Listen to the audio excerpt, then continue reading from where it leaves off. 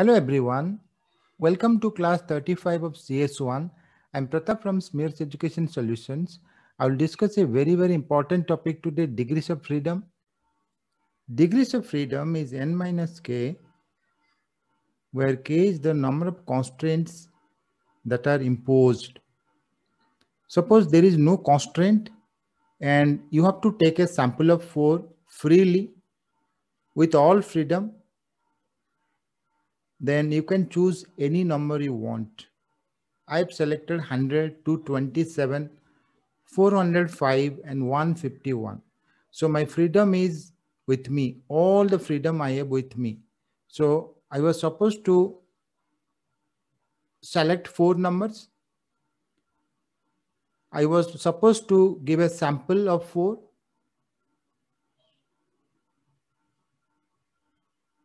And I've given a sample of 4 with full freedom.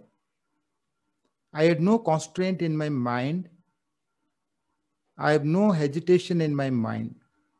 I provided these 4 numbers. So sample is 4. Degree of freedom is also 4. Come to the second case.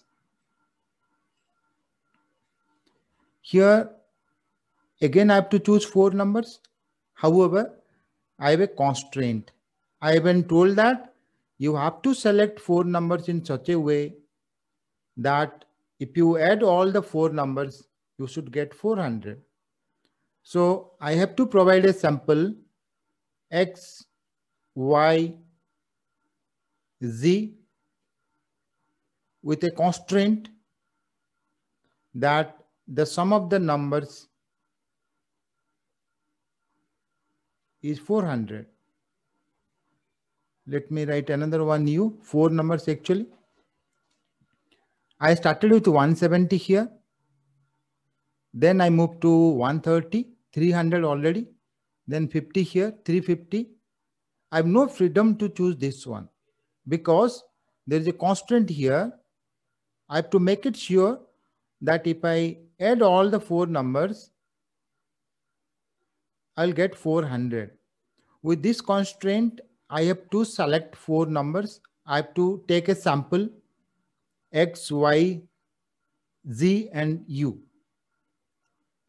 These are the 4 numbers. Once I got here 350, here I am not free to select. My degree of freedom is limited to 3 here, though I have to specify 4 anyway. These are the 4 I have to say. The 4th number 50, I have to write. I have no other option. I can write a 51 here. If I write 51 here, then this constraint will not be satisfied. The equation will not be satisfied. This condition will not be satisfied. With this condition, if I want to select 4 numbers, I have only freedom 3. Any 3, I have selected these 3. So 4th one, I have to say 50. I have no option. I have no freedom to select the 4th number. So the degree of freedom will be n minus 1 here. The total sample is 4. My degree of freedom is 3. Now let's go to the next one. Here I have 2 constraints. If I add the first 2 numbers, this one and this one, I should get 200. That means this is one constraint. And the next one is if you add all 4, that is 400. That is there. I imposed another condition, another equation. Let me write the first one.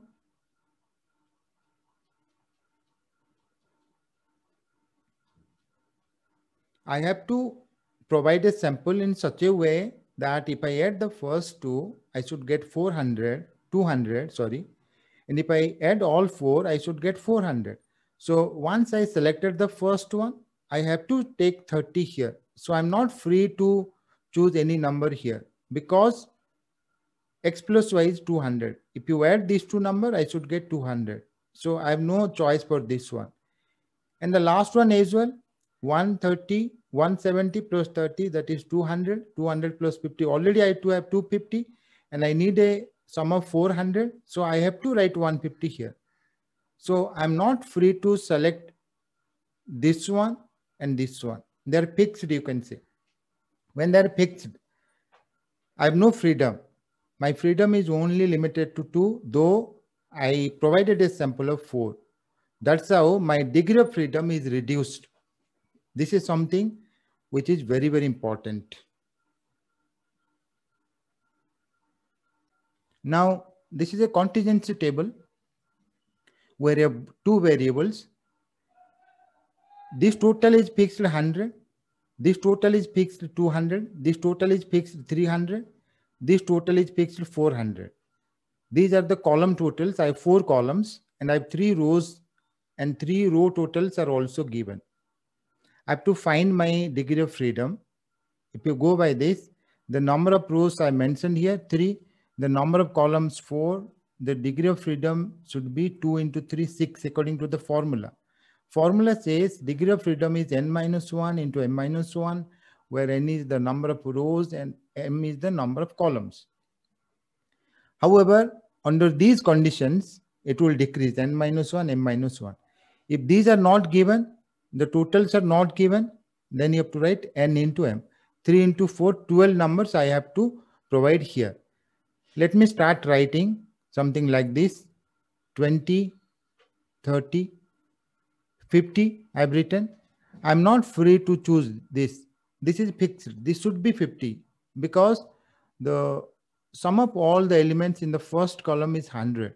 So I have no freedom to select this one. I've selected only 2, though it's a 3 cross 4, but I'll be able to select only these green ones. The white ones I will not be able to select on my own. Now let me try the second one, 20, 30, that is 50. I have 50 more. I can write 100 here and another 50.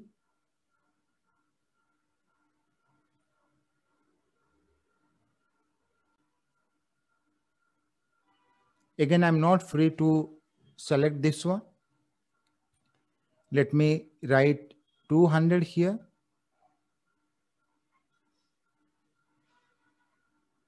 And then 40 here. I'm not free to select this one. Now, when I've already written 20 and 30, I have to write 50 here. So I'm not too free to select this one. If I've written 100 plus 50, 50 I have to write here. I'm not free to select this one. 240 I've written 60 I have to write. I'm not free to choose this one. I've written 200, 320. This number 80, I'm not free to select. I've written here 50, 40, 90, 120 already. 120 means here 180. I have to write. I have no other option to satisfy the second row constraint. If you sum up all the elements in the second row, you should get 300. How about this? This total is 300. So 50, 50, 100, 160. So I have to write 140. So what will happen? I'm not free to select this one. If you add these two also, 80, 180, 140, you should get 400. If you are correct, 180, 80, 240, 260, 140, that is 400.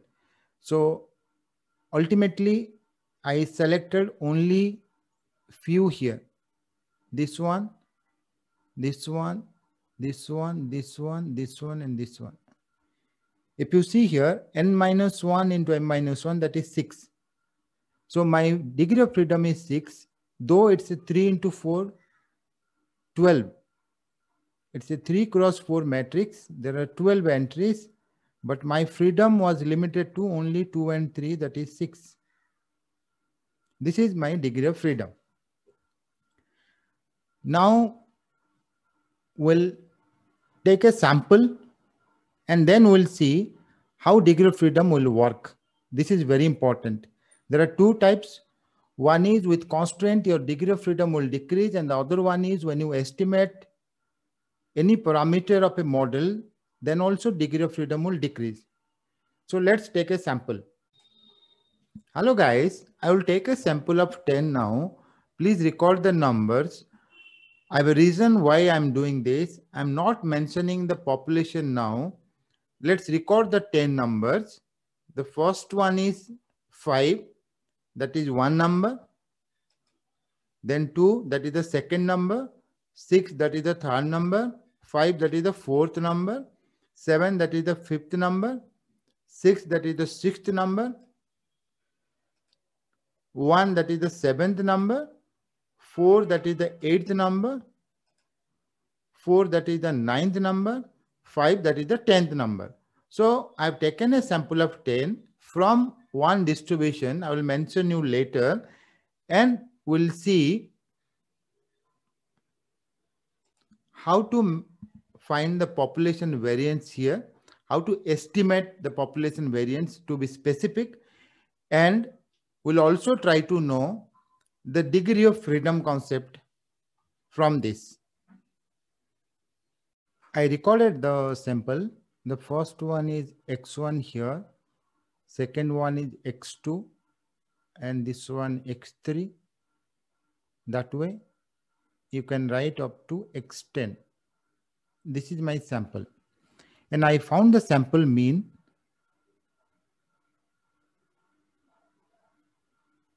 Summation of all divided by 10, that is my sample mean, and I got 4.5. I've written sample mean here, then the deviation from the sample mean. That means I want to find xi minus x bar, and then I will sum all these. I will square and I will sum all this. That is my SSD, sum of squares, sum of square deviations.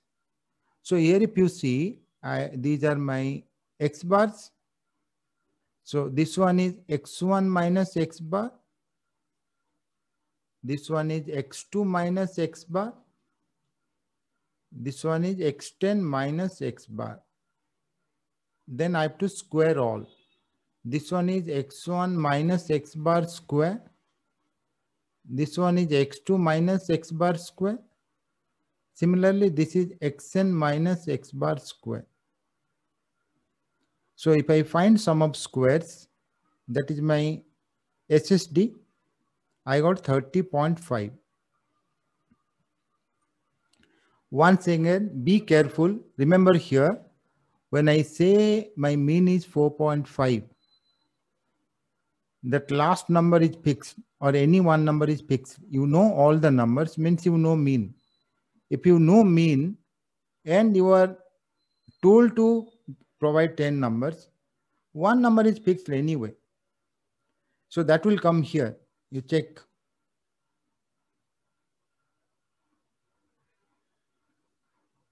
So I've not provided you the population, right? If you know the population, then you know population mean. I'll go to that. Now I know that population mean is 5.5. Population mean is 5.5. I'll take you through that later. So if you find the sum of square distances, taking the population mean, xi minus, instead of x bar, I will write mu here. I will find this. I get 40.5. So if I write 1 by 10 here, 1 by n, that is my s square, or I can write sigma square cap. That is 40.5 divided by 10, 4.05. This is actual. If you know mu, you have not estimated mu, then you should get 4.05. I'll show you how I got 5.5 population mean. But here in this case, you don't know population mean.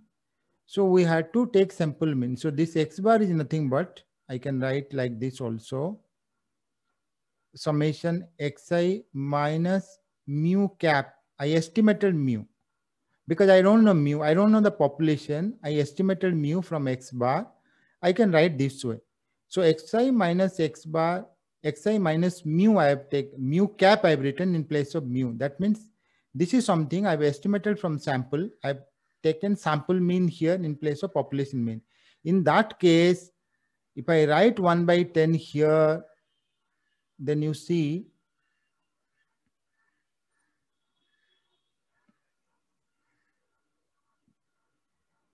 I will get 3.05. It's far away from my result. There is a problem here. We have to sort it out. 3.05 I got.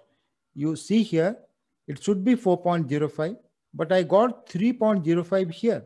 It's very low. I want a bigger number. How can I get a bigger number? If you divide it by 9n-1, it will be a bit bigger.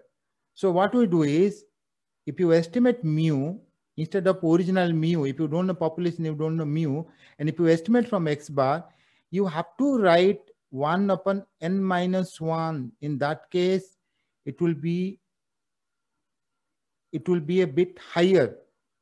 It will go towards your original standard deviation. Let's go to this one now. This is my sample. Random sample I've taken online, and I found the sample mean 4.5 here. This is 4.5. Then if you see this one, this is the population, uniform 1 to 0. So I've taken a sample from U10. If you consider this distribution U1 to 0,